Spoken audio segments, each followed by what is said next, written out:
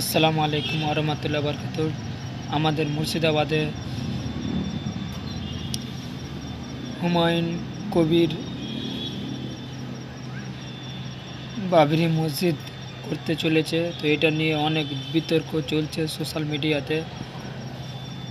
তো একজন হিন্দু পণ্ডিত মশাই সে বলেছে কি হুমায়ুন কবির যদি গর্দন কেটে নিয়ে আসে তাকে 1 কোটি টাকা দেওয়া যাবে। তা আমি বলছি কেন ভাই এসব তোরা রাজনীতি খেল খেলছিস কেন? তোদের যখন কোনো কিছু আছে তখনই তো আমরা যাই না। আর প্রত্যেকটা কাজ মুসলমানকে টার্গেট করে এসব হচ্ছে। সোশ্যাল মিডিয়াতে অনেক ভাইরাল দেখতে পাচ্ছি, হুমায়ুন কবিরকে নিয়ে অনেক বিতর্ক চলছে। অনেকজন কলও করেছে, ফোনও করেছে, কেন হবে, কিসের জন্য হবে। তোমরা যদি মুর্শিদাবাদে বেলডাঙ্গাতে বাবরি মসজিদ করো তাহলে আমরাও রাম মন্দির বানাবো। তো বানা, কোনো অসুবিধা নেই ভাই। তারা রাম মন্দির বানা, যে গির্জা বানা, প্রত্যেকটা ধর্মের প্রত্যেকটা একটা ওদের আশা আছে, ওরা বানাতেই পারে। এটা যার যার ধর্মে সে পালন করতেই পারে।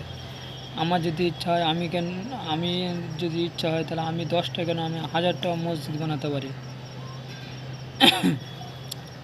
ওটা আমার ব্যক্তি ব্যাপার। তো এইসব রাজনীতিক কুত্তাগুলোকে বলছি কি সময় থাকতে সময়ের সুধরে যাও, তাহলে একবার যদি আমরা নামি না, বুঝতে পারবি তোরা কি তোদের অবস্থা করতে পারি আমরা। আর হুমায়ুন কবিরকে বলছি আপনি মসজিদটা বানান মুর্শিদাবাদের বেলডাঙাতে, সবাই আপনার সাহায্য করবে। যত মুসলমান ভাইরা আছে সবাই সাহায্য করবে। আলহামদুলিল্লাহ, খুব ভালো লাগলো আমার শুনে।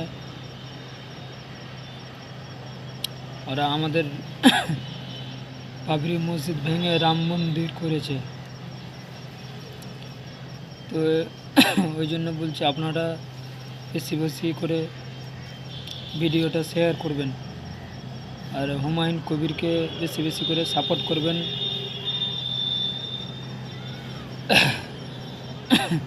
যেন মসজিদটা করতে পারে মুর্শিদাবাদের বেলডাঙাতে। আর এই যে রাজনীতি কুকুরগুলো আছে এখন ভ্যাঁ ভ্যাঁ করছে, মানে কিছু ভালো কাজ করলে কেউ সহ্য হয় না, বুঝতে পারলে বন্ধুরা। তো ওই জন্য বলছি कुत्ता को भौंकना है तो भौंकने दो, उसके पीछे मत पड़ो, वो तो भौंकता रहेगा। लेकिन वो पागल है, पागल कि वो पागल, उसको पागल हो गया, उसका दिमाग काम नहीं कर रहा है, इसलिए वो ऐसा बोला, पागल है पागल।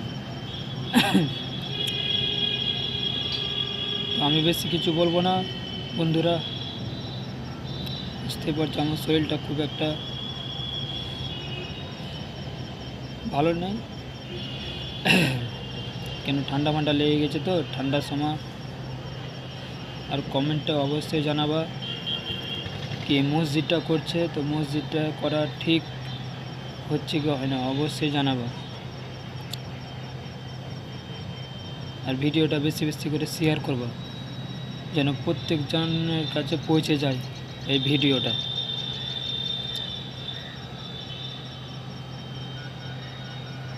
তো আল্লাহ হাফিজ।